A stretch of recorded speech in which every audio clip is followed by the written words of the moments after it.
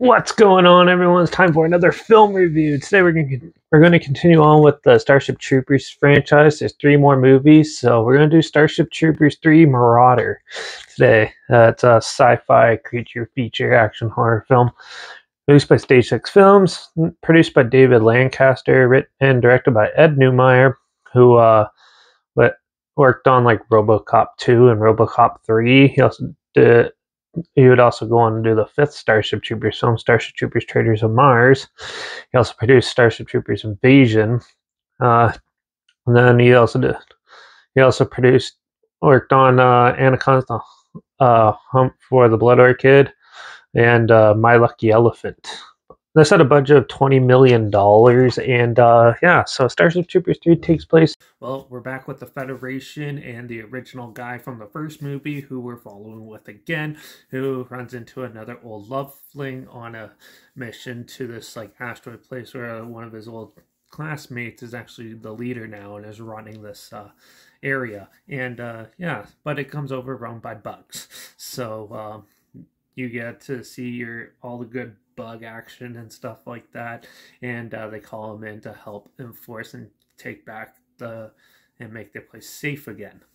This one's a pretty standard creature feature combat film, and yeah, there's not much to it. There's this character drama throughout, which is kind of needless and not really needed for most of it, but also, there's a lot of cool monster fighting going on. They fight in like these trenches and stuff where they introduce a new monster. So you got your typical spider-looking creature, but then they have,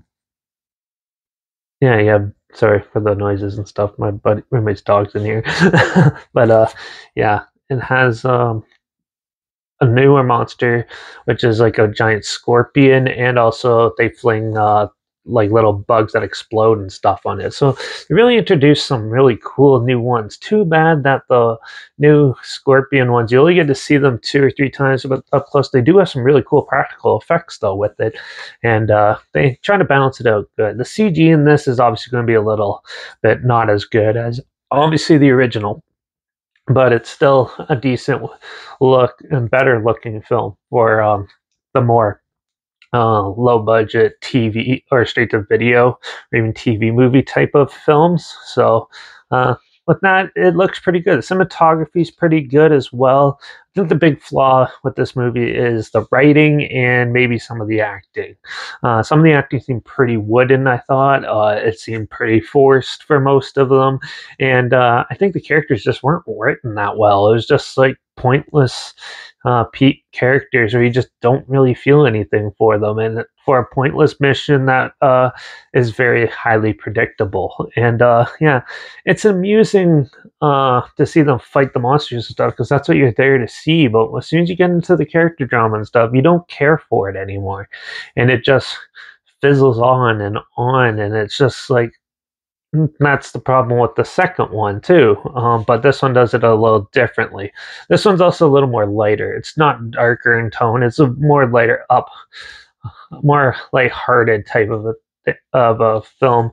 Not as dark as the other two, and it kind of felt more like it was targeting families for some reason. But yeah, but overall, I thought Starship Troopers 3 Marauder was an okay film. I don't think it's anything really fantastic or anything like that, but it's better than some of the TV made sequels for other franchises. Like, it's better than pretty much every like Placid sequel, and yeah, even some of the Anaconda ones, which I'll cover later on in the future. But yeah, so it's better in that sense, but it's still not that great, and it kind of just is there in the franchise. So I'm going to give Starship Troopers 3 Marauder a 2.5. It's watchable, and you'll get, if you're in it to see some monsters fighting and stuff, they give you that. Just be prepared for a lot of character drama that doesn't need to be there, which is weird because a lot of the time these movies have all that.